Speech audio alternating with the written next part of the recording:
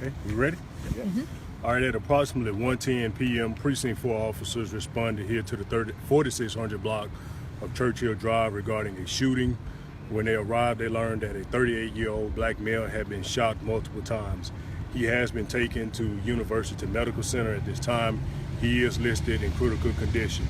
During the course of the investigation, we learned that the victim had an alleged altercation with a relative by the name of Brian Nelson.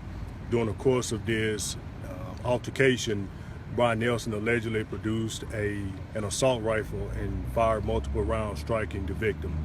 The suspect then gained entry into what we believe is a red Chevy Yukon. He fled the scene in that vehicle. Since we've been on scene, we've learned that the suspect was dropped off in a nearby area near McWillie Drive, and he's on foot. He's dressed with dark colored clothing and possibly has a black rag on his head. He is armed with an assault rifle at this time, and from what we've learned, the assault rifle is possibly in a black garbage bag. That's all we have right now. Does the car down the street, the red SUV, is that the one you guys were looking for? That is the vehicle we were looking for. The vehicle did return here on scene. We have interviewed the driver of the vehicle, and that's how we were able to confirm the information as it relates to the possible location of the suspect. So did the driver drop Brian off in the McWillie area? That's what we have right now, yes. Is the driver facing charges? Not at this time. We question the driver right now, and it's still an ongoing investigation at this time. And this all happened right here in the middle of the street? Well, it happened here close to a residence. We have shell casings that were recovered near the front entrance of the location, and we believe that the victim was somewhere between the residence and the street at the time he was shot. Now, the victim's brother told us that the alleged suspect is his cousin. Is that right? Are these related? Yes, we do have that they are related. From what I understand, they are cousins. We're still working to confirm the exact relation between the two of them, but yes, that's what we have so far. Do we know what they were fighting about yet? No, we don't have that information right now. Only thing we can say is there was an altercation between the two of them. Do you know where he was hit? No, I don't have the part of the body. I can say that he was struck more than once, though. At UMMC? Yes. What are your thoughts that this happened so close to a school? Some of the neighbors were talking about that. Well, it's a tragic situation. It's an unfortunate situation that an alleged altercation between two individuals ended with gunplay. You have an individual that's wounded. You have someone that was obviously reckless with an assault rifle firing rounds at him. Of course, we're going to work this investigation, and we're going to try to get this individual in custody and hold him accountable for his actions. I apologize if you did. Did you release the victim's name? No, I've not released his name yet. Just saying he's a 38-year-old black male at this time. At this point, do we know what his status is at UMMC? He left here critical. We do have an investigator at the hospital now. We're waiting for an update at this time. Was he lucid? Was he able to tell you guys anything, or was he not able to talk? From what I understand, he was non-responsive when he left, okay? The brown car down the street down there, I see y'all dusting it from fingerprints and stuff. What kind of part did it have in the shooting?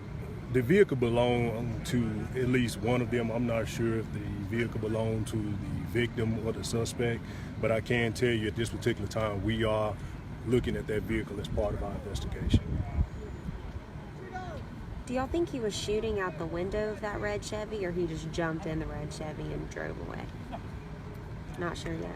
I'm not sure. The only thing I can say, he was shot at some particular time. The suspect got into the red Chevy and he fled the scene along with the driver. Thank you. All right? Thank you. We'll keep you all Thank you so updated, much. okay? Thank you. Okay. All right. So if you're just tuning in with us, that was Commander Tyree Jones with Jackson Police Department. He was telling us that what we have here is a situation where, and I've got some video of the victim's brother. He talked to us a few minutes ago, but what it looks like is that a cousin, well, two cousins were having a fight. They had had a previous fight, was what the brother told us, and that they began that altercation again. And at some point, the suspect, who police have named as Brian Nelson, his last name is spelled Nielson, he apparently produced what they're calling an assault rifle and shot the victim multiple times. The victim's brother's name is Tito Wales, and he was telling us that he doesn't understand what would lead to this, why his cousin would have been involved in something like this with his brother.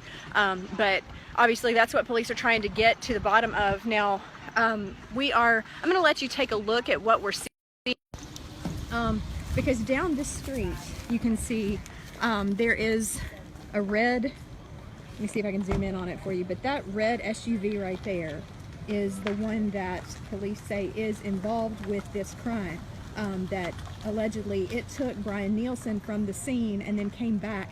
So far there are not going to be charges on the driver. I don't know if that means that they don't know if he knew that Nielsen had allegedly been involved in a shooting or not. So to turn you around, kind of, if we can look past all the other media here, and this is the scene as you look down the street.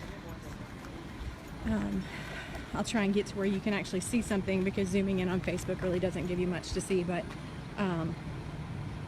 that is what we are looking at down the street there. Sorry it's so shaky. Again, Facebook video leaves a lot to be desired, but down there is where we understand that this altercation took place between the victim, who Commander Jones tells us is in critical condition, or left here in critical condition, and is now at UMMC.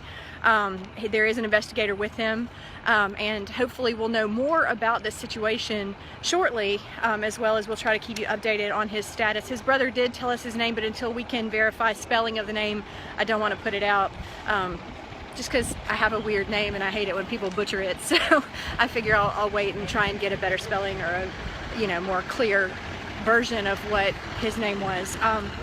Again, let me get out of the way of the wrecker, and I'll let you watch it.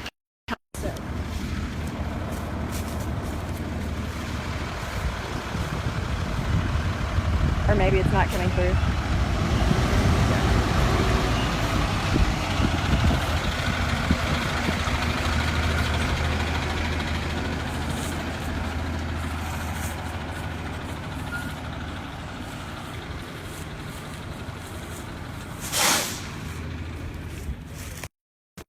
Now I'm going to walk back this way so my voice isn't in channel 16's video, but what we understand too is that there's a vehicle down that scene that you can see behind me that is also connected to this case. At this point it's still pretty unclear of who belongs to what vehicle and where everything took place, but as we find out more, I'm going back to the office now to write this up and I guess put down what we have. And you can check out my Twitter. I'm gonna put up a little bit of video from the victim's brother as well, and we'll have that on the website once I get everything put together at clarionledger.com as well. So from Churchill Drive, I'm Therese Apel.